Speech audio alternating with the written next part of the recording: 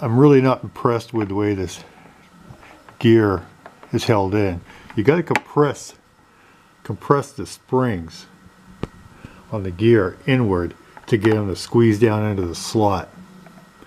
The tension on the spring by itself will cause it to work its way up and pop out without the screws and the cover.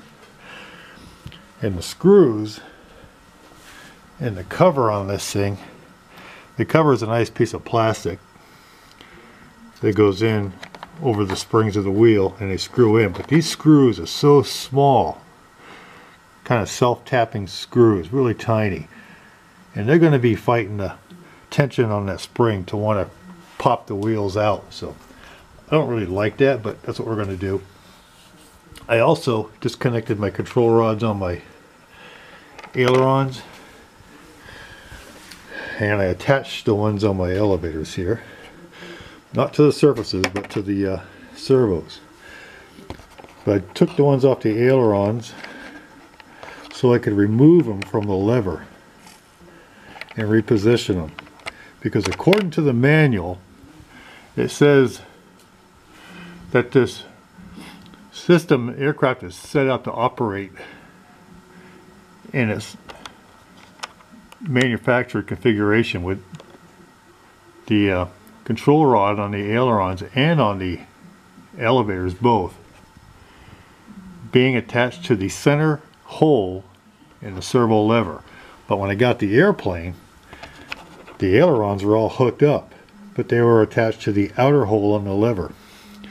So I want to go ahead and set this thing up by the book, by the manual, manual instructed configuration, and then I'll make changes from there. So I had to take off the ailerons and take the rod off and reposition it on the lever. They're going to go on the outside, per the manual, the outside hole on all the horns. So that's what's going to happen there. And I'm also going to leave them off until I get the servos centered at 0 trim. Then I'll hook these up and make sure that they're... Alright. Once I get this thing seated in here, it's going to want to work its way out. So I'm going to have to hold it in pretty quickly with that cover. So it'll set all the way down in there. Look, but it wants to come back out pretty quick, as you can see.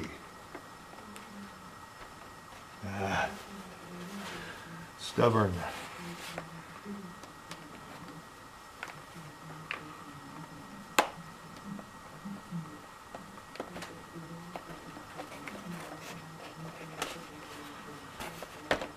It was staying in there earlier. But now that I got the camera going, it doesn't want it.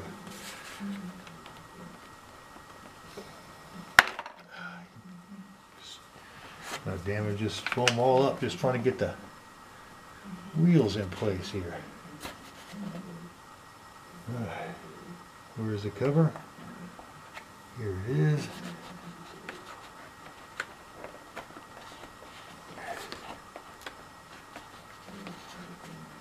Oh gosh, this is not looking good. Oh my goodness. I'm gonna have to do that again.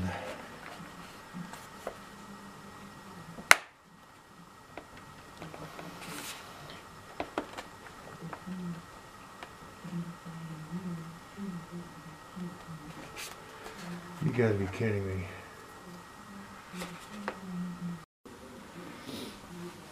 Alright, finally get that one on. You really do have to put the strut and the cover on essentially at the same time, if you can.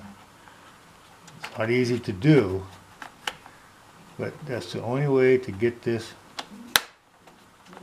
to set in there properly, like that.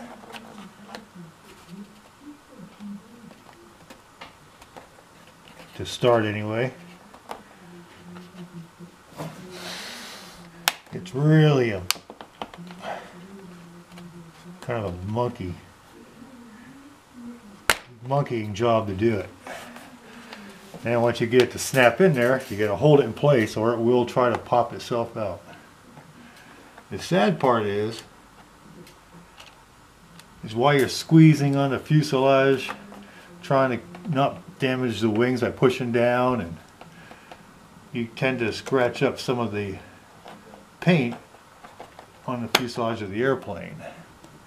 I'm not a big fan of that. I damaged some of the gray on the other side with my fingernails.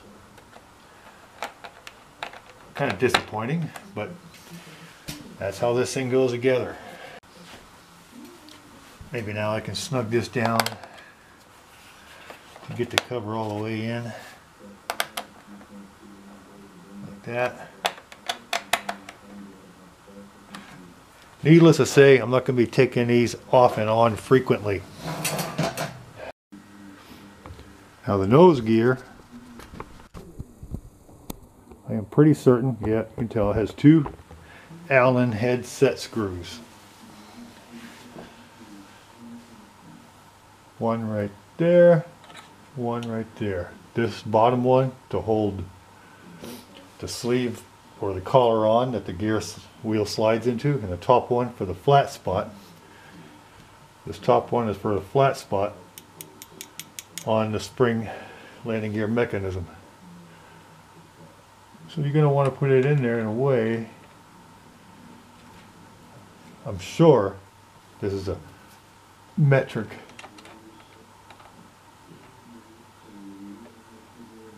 grub screw. Again, most of these planes come from China. I don't know if E-Flite does actually, so it might actually be standard. Nonetheless, it fits, so we're going to try it.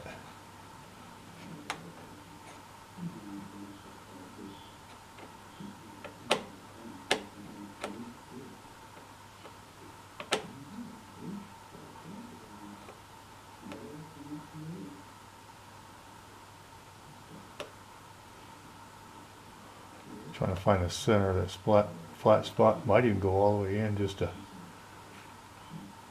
make it sit a little lower. Alright, let's give that a little tweak.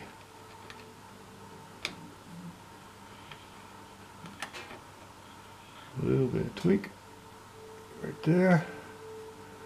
A little bit of tweak down here on this one in case it's not tight. You never know when you get these things. If these things are tight. It is. Alright, so that takes care of the wheels. Alright guys, the airplane's all physically assembled. Still got the control rods hanging loose until I get the receiver bound up and the servos centered. Then we'll go ahead and hook those up and center the controls. I put the fuel tanks on that just for looks here, just so to see how everything looks. I'm still debating on whether I want to put the missiles on it or not. I'm not sure whether I will, so but this is how it generally looks right now, all put together. I do like the way it looked. You know, one of the problems is because I had to learn how to put the landing gear in with the covers and hold them in place and screw them down. One side did get a few fingernail cuts into the foam, but not so much that I can't clean that up. The other side went in a lot easier, where I didn't do any damage because I already figured out how to do it. So, but I don't like the way the gear goes in. It's just very difficult. It's not something you can just snap in and snap out whenever you want to, like you can the fuel tanks. But that's the only thing so far that I haven't fell in love with with this airplane.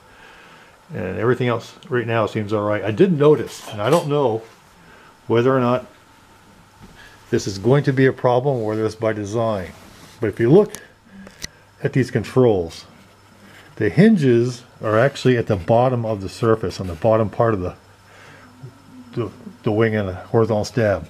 I got plenty of throw up and down on the elevators. Ailerons, they don't go up very far because the hinge is so far down there on the bottom that the control probably catches itself before the aileron deflects too far up. It does that on both wings. So it may be one of those controls where the deflection is further down than it is up. I don't know. Some planes are that way. Maybe you guys know the answer to that, but we're going to find out anyway. I got it all bound up now. Get the wiring routed. I'll show you that in a couple of seconds or a couple of minutes. And I got it bound up to the transmitter, AS3X all set up, and safe mode set up. Here's a look at the, I don't know if you can see that. Look at that, turn it on me. Excuse me. That's what I have it set up on my DX8, under that title right there. I already had the AS3 and everything going, AS3X going, so I have my controls at 0. Then I adjusted my rods accordingly, so everything now is 0 trim and flush the way it should be. Okay, one little issue I came up with. I'm new to AS3X, so this was, most of you it's probably already know this, but for me it was a new item. I bound the aircraft up exactly like the manual said to, and I bound it up in the way that I'm going to use safe mode. So I did it, that procedure there, and then after you bind it up, which I did, the receiver bound up great.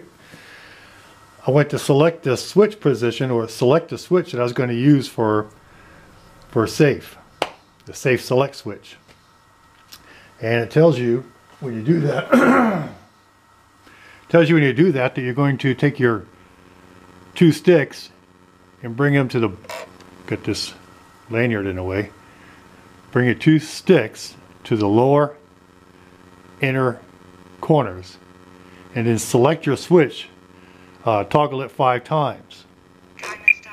Well, I did that and nothing happened, and my airplane was staying in the safe mode the whole time it was powered up, because that's what it does until you select a switch to turn it off and use just the AS3X features. It stays in safe. So the matter, and I picked a 3-position switch. I chose this one up here in the corner, switch F. It's a 3-position small switch. The reason I chose that one is because I have 3 other airplanes that use a stabilizer. One uses an Eagle Tree Guardian, and the other 2 use Lemon Stab Plus receivers. And I have all of these planes stabilization switches controlled on that same switch, switch F. So if I'm going to have a safe function on this plane here, I'm going to use the same switch, the same position, so I don't get all confused between airplanes. So I did that, but the switch wasn't working. It was staying in the safe mode. So whenever I picked up the airplane and moved it around, what would happen, the controls would deflect and stay in a position until it was returned to level, which is what safe does. It tries to return it to level position. And I wasn't able to get just the small corrections for the AS3X. I had to look online to find out what I was doing wrong, and I remember finding an article that was more in-depth than the manual. So what I was doing wrong was, the article said if you're going to use these controls to toggle your switch, you have to make sure that your rates are in high. I had my switch in, I think, low rates. You have to have your rates in high. You have to have 100% throw on your rates, or your transmitter is not going to see these as full deflection. They're going to see it at the lower rate, and it will not recognize your switch selection if it's not 100% with the sticks. So I didn't know that. So as soon as I went back and put my switch on high rates and I bumped the numbers up to 100% for high rates, I did the same thing again, and lo and behold, safe switch, the switch was selected and it deflected the way it was supposed to be. So now I can turn safe off and on as I want to.